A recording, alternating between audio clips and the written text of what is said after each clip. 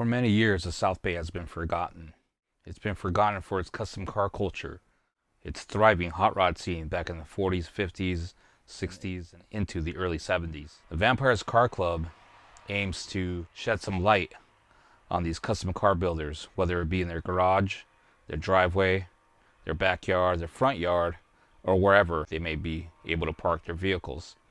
These are car enthusiasts. They may not be some foos builders, but they're doing their best with what they have. Today, we're going to meet Michael Patterson and his 1951 shoebox called Icky Vicky. People don't really see Kustoms on the road that much. They'll see lowriders more often than Kustoms, but the Kustom with a K is really a rare bird out on the road, just being driven, not just at a car show sitting in the parking lot, but out on the freeway. People will be honking and waving and take it to the car show. I always have to give myself like 15 minutes more time when I go get gas because somebody wants to check it out or talk about it. And it's just a great feeling to drive something that's old and drive it and feel what it used to be to drive an old car instead of these modern cars that almost drive for you. So I got into customs in high school, but it really started building models of custom cars while I was a kid. But once I started realizing I could drive a car, then I started paying more attention to the custom cars that were out on the streets around the South Bay area.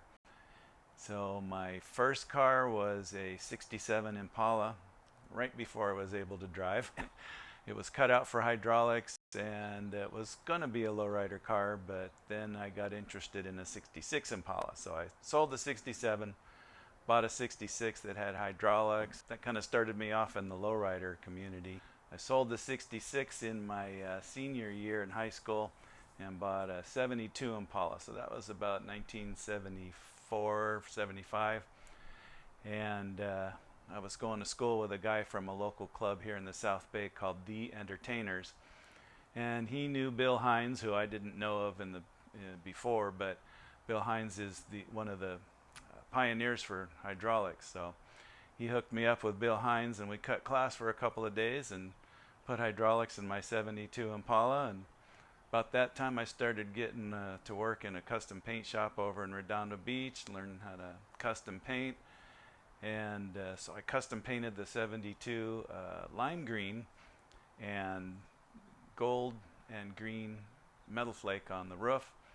Got some Kragers and the hydraulics just looking really sharp. So shaved the door handles, Frenched the antennas, started hanging out with the lowrider crews around Redondo and here in the South Bay. But I was still underage, so couldn't join any clubs because you had to be 18. After I became 18, I joined a club called the Nightlighters, and that was a bona fide lowrider club. They went to shows and things like that. After I decided I didn't like the club life, there was just too much drama going on. So in 1976, the new 76 F100 came out, and I decided to try my customizing skills on a pickup truck and bought a 56 F100. And that one I just went crazy on. I chopped the top on it, and I put an Olds 442 front suspension and a Jaguar rear axle, shaved the door handles, and took off the front bumper, customized the tailgate, and that one I drove for 20 years. I really liked it. Got it featured in Classic Trucks magazine, and that was really fun. Exciting to get, your first real build in a magazine. And then my older son decided he was getting ready for driving, and he was getting into customs. My wife's great aunt had passed away. She was Aunt Betty, and in her estate was a 64 Plymouth Valiant wagon. My son and I thought this would make a really good first driver for him, and we're going to do it in like a 60s custom style. So we took this Valiant wagon and shaved all four doors, handles, and the tailgate.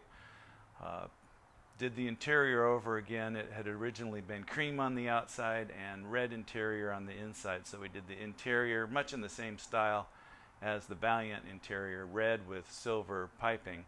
Then we painted the outside silver with some silver metal flake in it, and then the roof was like some really heavy silver metal flake. Scallops on it, red candy scallops, and some pinstripe. And that got featured in Custom Router magazine too. So that was in 2006. Sold the pickup, the 56, and bought a 1951 Ford Victoria because I couldn't afford a 1951 Mercury. Mercuries were just really expensive, especially the ones that were already chopped and customized, and so I bought a reasonably stock 51 Ford Victoria and decided I was going to make my first full-on custom that way. We took it up to Paso Robles one year and had a flathead in it, and that flathead just didn't do it for me, so we decided it was time for an upgrade on the engine. A friend of mine had a 88 Lincoln 5.0 and another friend of mine had an AOD. So we took the flathead out, put the 5.0 in, the AOD in, and then decided, okay, we need disc brakes all around, Ford 9-inch, and after that, then it was rewiring it and lowering it, put 4-inch drop springs and 3-inch blocks in the back. The front had already had some Fat Man drop spindles, so that leveled the car out, gave it just the right look as far as stance goes. Then it really started to come together. You know, when you step back and you look at it, you know what that car wants to be. Frenched a couple antennas in it, shaved the door handles, put some 552 Appleton spotlights that my passed away father-in-law had in his garage. And another friend had some fender skirts to give me, and put some 49 Cadillac side trim on it, and it just really started coming together. Then I met a guy who had some Mercury Meteor parts, 49 grill surround and parking lights, and the Mercury Meteor is the Canadian version of the shoebox, so those fit nicely along with the front end of the car, so I molded those in, tunneled the headlights. Then on the back of the car I emulated the 51 Ford wind splits. Those are the chrome covers over the taillight wind splits, and made them bigger and molded in, and used the stock 51 Ford taillights and Frenched them in and made a nice bucket around them, shaved the trunk, put the license plate on the bumper, put a 54 Kaiser on the bumper, molded it all in, and had the tailpipes come out through that. So it really started to come together. Then I decided I really liked the old color scheme of the car. It was originally Hawaiian bronze and sandpiper tan. So I found a color very close to the Hawaiian bronze, which was called fawn metallic or something like that. Nice brown color. I put gold micro sequins, pearl, a gold pearl in it, and gold metal flake over it. And so that really pops in the sunlight, gives it a nice sparkly effect. And then the roof I painted the PT Cruiser Cool Vanilla, which was a really nice tan color, and put some dry powder gold pearl over it, and that gives it a real nice soft cushy look. So now it looks a lot like the original Ford Victoria colors, but it's all custom painted. And then I painted the garnish moldings on the inside to match the outside, and painted under the hood.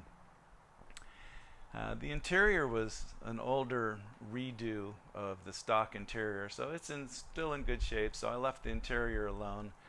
It has German square weave carpet in it, so I decided I would just upholster the trunk with some more German square weave. So I built the panels for the trunk and closed it out with that, and that kind of ties the trunk into the interior.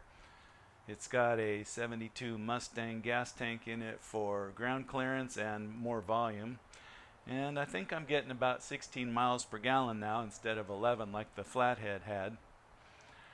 So I've just been driving it around to car shows and taking it out and enjoying it for the past 6 years since it's been on the road.